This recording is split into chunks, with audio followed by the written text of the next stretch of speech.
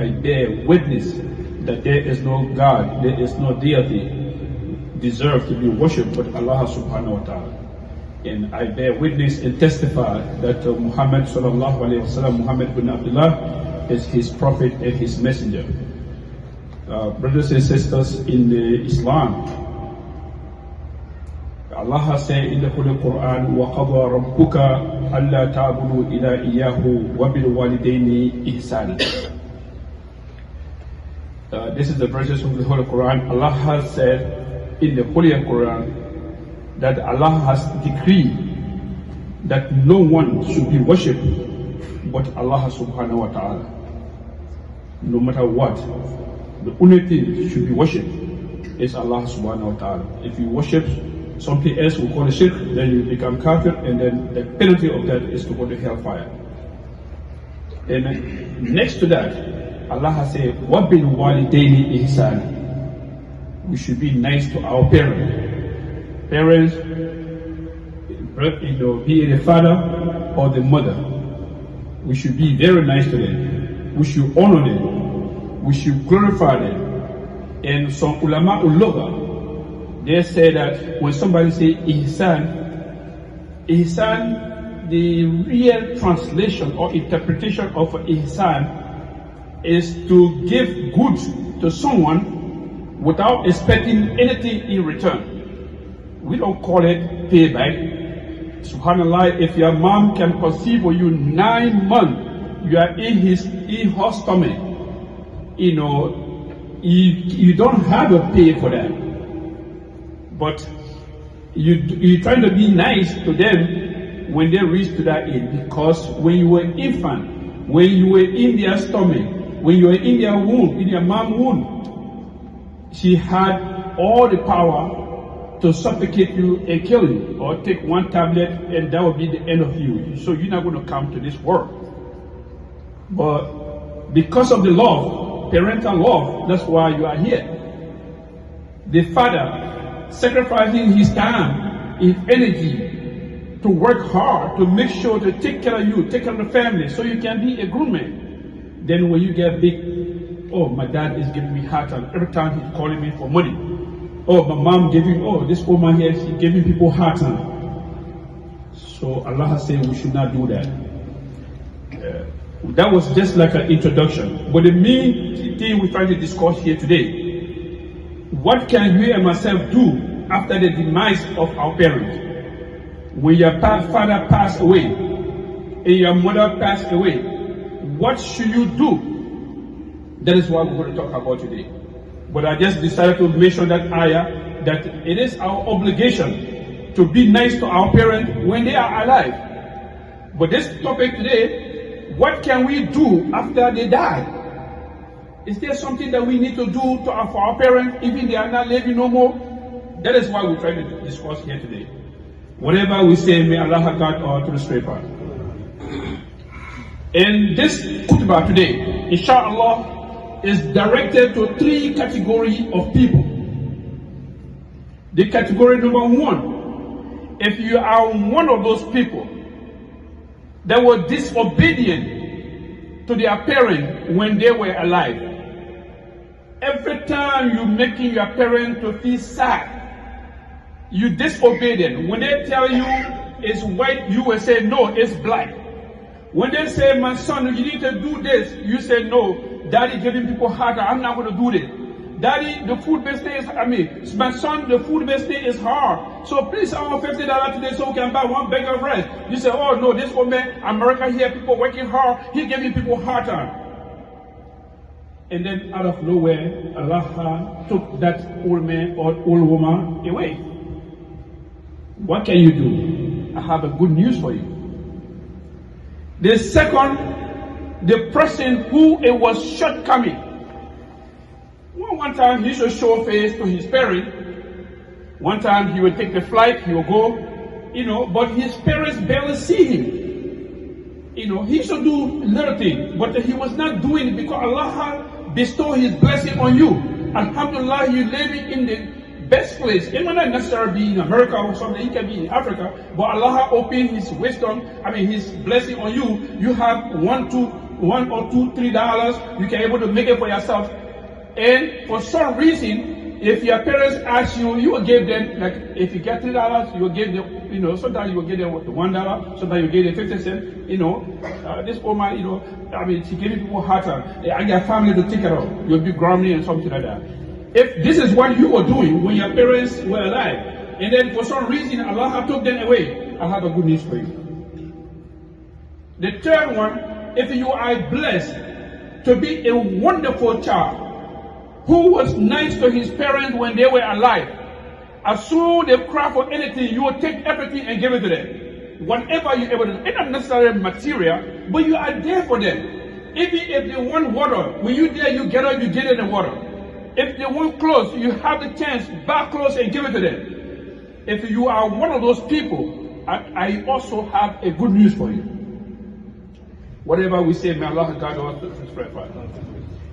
If I say that I have a good news for you, لأن من رحمة الله بنا أن جعل برك بوالديك لا ينتهي بموت الوالدين ولكن ينتهي بموتك أنت.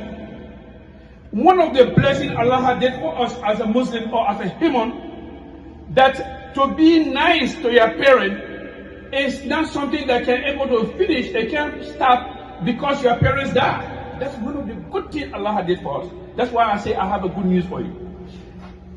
To be nice to your parents, it only stop when you die, when you and myself die. But when my mom died, that doesn't mean you can't be nice to them no more. That will be the end of it. Oh my God, so that old lady, she passed away, so I have peace of mind now. Or that old man, he used to give people hard time, but Allah took him away, so I have my peace of mind. No. Allah is saying that to be nice to your parents, it cannot stop because your parents died. It only stops because you are dead. When you die, that will be the end of your service or your work to do for your parents.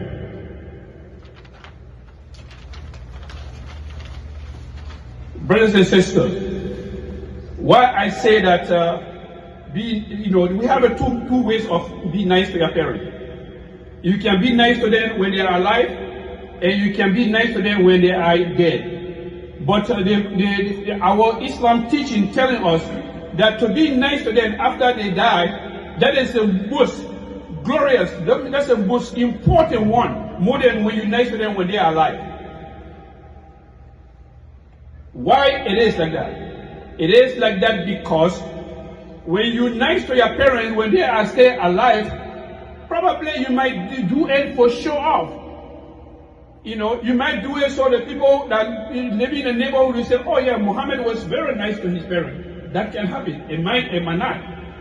And then sometimes you might do it so you can get the praises of your parents. So your parents can praise you. Oh, my son, this is my other son here. He was very nice to me. Oh, he's nice to me. You might do that. But guess what? When they pass away, that is the most sincerity time. It's to prove, to display the sincerity. That is time you're supposed to do that. Because when you do it after they die, you're not expecting nobody to see you. Whatever you're doing it for Allah's sake, subhanahu wa ta'ala. Nobody sees it. If you make it dua for your parents, nobody know it. If you make it sacrifice for your parents, nobody know it. Nobody know it. The only thing that know it is Allah subhanahu wa ta'ala. That's what make to be nice to your parents after their demise is very important, more than when you're nice to them when they are alive. And thirdly, brothers and sisters, somebody might wonder, the Imam is talking about being nice to our parents after their demise is very important. What can I do then? I have 9 points. As soon as your parents pass away, you have 9 things to do, and you will be blessed. Particularly if you are a Muslim and you are a pious kid. The first thing you're supposed to do as soon as your father passed away, the first thing you're supposed to do as soon as your mother passed away, the first thing you're supposed to do, Saddid Aduyun. For whatever reason, be it you were nice to your parents when they were alive, or you were shortcoming, or you were just completely disobedient to them, the first thing when you heard that your parents died, the first thing, whatever wealth you have, whatever money you got, whatever property you have, go and pay their debt. Go and ask questions.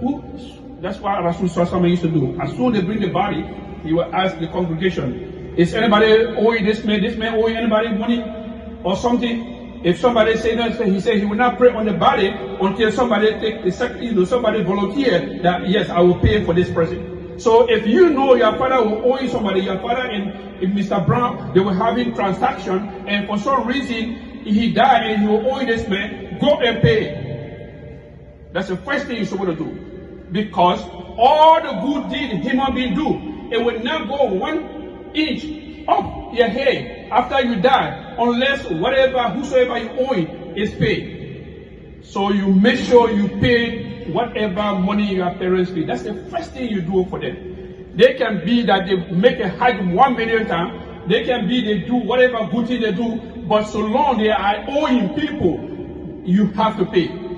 Don't say because if your father go owe money from the bank or whatever, go and pay. If you don't go pay all the good deeds your parents have, it's not going to go nowhere. That is the first thing. And then if your father has some property, maybe probably you don't have the money to cover all the $1 million, $200 million. If you don't have the money for that, what are you supposed to do? If there is any property before you divide whatever he left behind, go put some of those things in the market and sell it, and then pay the people there. If you do that, that means you're not nice to your parents. The second thing, تقضي عنه النذر والكفارة. The time your father was alive, because some parents maybe they got sick for a long time or whatever. Then for some reason, your father vowed, that I will do this. Inshallah, if Allah gave me chance, I will live to next year, I will send 2 people to Mecca. And you know that. You mark it down. What you're supposed to do, as soon as your father passed away, he said, yes, my daddy told me, or my mom told me, next year he will send 2-3 people to Mecca. This is a vow. They call it a nazar. You have to run and go do that.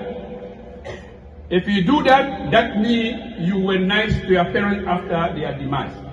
And al-kafara, maybe your dad was old to the point that he's not able to fast, and then he is a kafara. He's supposed to make one, a bag of rice for a certain amount of people for the time that he was not able to fast no more because he was old. What you have to go there and do that for him. If you do that, so that shows to us, because that shows that you really, really love your parents.